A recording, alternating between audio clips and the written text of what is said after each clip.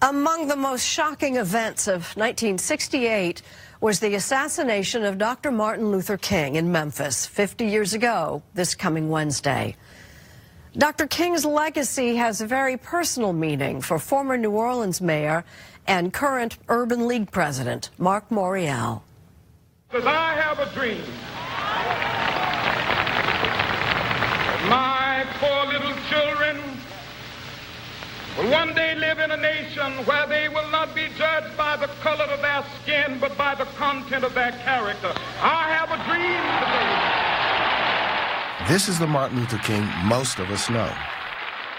But I'm here to tell you about a different Martin King, who in the early 1950s at Boston University befriended my mother, Sybil Haydel Morial. Martin was very popular. He had a wonderful, warm, outgoing personality. But he had something that not many people at the time had. He had a car. He had a car. He had some wheels. So whenever he asked for a date, everyone said yes. Mm-hmm. He didn't ask you out, did he? He didn't ask me out, no.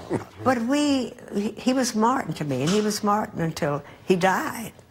After graduate school, Mom moved back home to New Orleans, where she and my father, Dutch Morial, were both active in the civil rights movement. Dad would get elected to the Louisiana State House and eventually become the first black mayor of New Orleans. Growing up, my parents made sure my siblings and I knew all about Dr. King. The marchers fell under clubs and whips. We felt this is the reality. This is what we are. We are fighting for this, and you are part of this fight as our children. We felt strongly that we wanted you to be steeped in what was happening in this country. By the late 1960s, Dr. King's message was evolving beyond race, evolving with new ideas. Now, one of the answers, it seems to me, is a guaranteed annual income, a guaranteed minimum income for all people and for all families of our country. Then, an even bigger step. He broke with President Johnson and some of his closest advisors, condemning the war in Vietnam. If we continue, there will be no doubt in my mind and in the mind of the world that we have no honorable intentions in Vietnam. I would have been about 8, and I think this was the last family picture that we took. Martin Luther King III remembers his father's declining public support because of his campaigns against both Vietnam and poverty.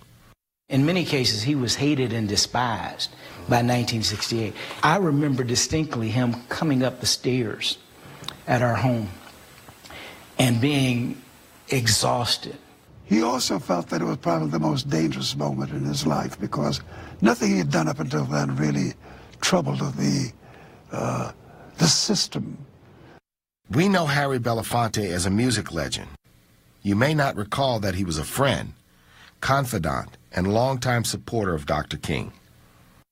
Did Martin Luther King fear for his life? Dr. King, he developed a tic. He'd all of a sudden go into these hiccups. And then I noticed sometime after the first discussion of what the problem was, he had gotten rid of it. And I said to him, what happened? How'd you get rid of it?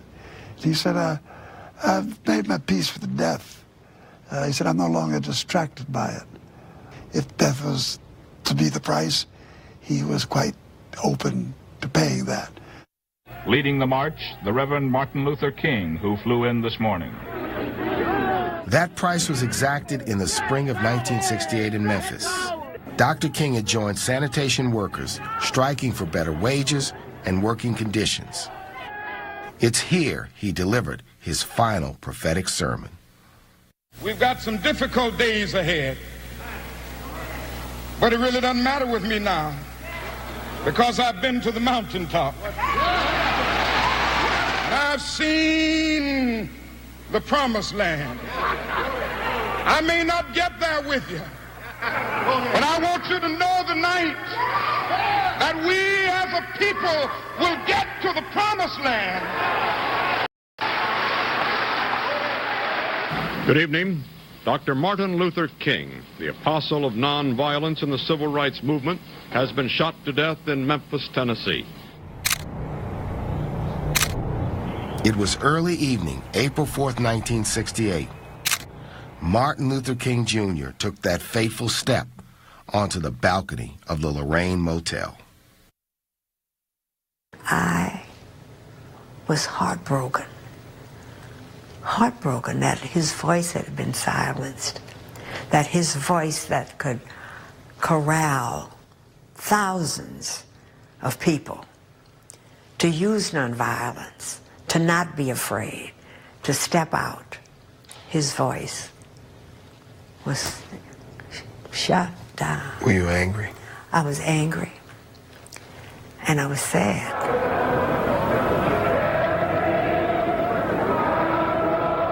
5 days later, he was laid to rest in Atlanta. He was just 39.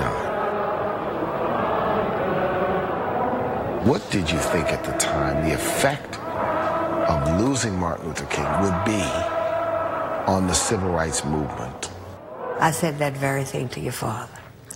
I said, oh, we've lost our leader. What's going to become of the civil rights movement? He's gone. And I said, it will go on. He said it very deliberately. And it has gone on. From Black Lives Matter to last weekend's March for Our Lives. We see it in elected office, in boardrooms, as well as in my work at the National Urban League. Still, I refuse to call April 4th an anniversary. It was an American tragedy, a tragedy that we are still coming to terms with 50 years later. Like a good, obedient son, I leave the last word to my mother. When I think of from whence we came, kidnapped from Africa and brought to this country and enslaved for a couple of centuries, and then moving on to become citizens, equal citizens through the laws, yes, I'm optimistic, but I know that we have to struggle. I know that we can't let up our efforts.